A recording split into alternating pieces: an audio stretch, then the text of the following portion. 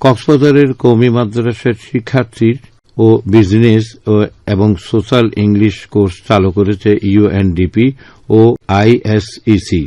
গতকাল স্থানীয় একটি হোটেলের সম্মেলন কক্ষে কওমি মাদ্রাসার শিক্ষার্থী ও শিক্ষকদের ভাষাগত বাধা দূর করে আধুনিক দক্ষতা, কর্মসংস্থান এবং বৈষয়িক যোগাযোগের সুযোগ তৈরিতে এই কোর্সের আয়োজন করা হয়।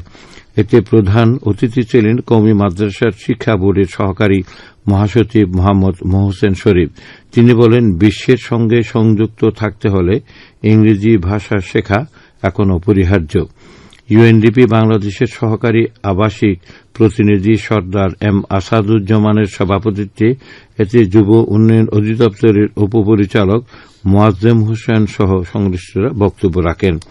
জেলার ৩০০ জনের বেশি কওমি মাদ্রাসার শিক্ষার্থী ও শিক্ষকদের অংশগ্রহণের মাধ্যমে এই পাইলট কার্যক্রমের সাফল্যের ভিত্তিতে ভবিষ্যতে আরও কওমি মাদ্রাসায় সুযোগ সম্প্রসারণের পরিকল্পনা রয়েছে বলে জানান আয়োজকরা।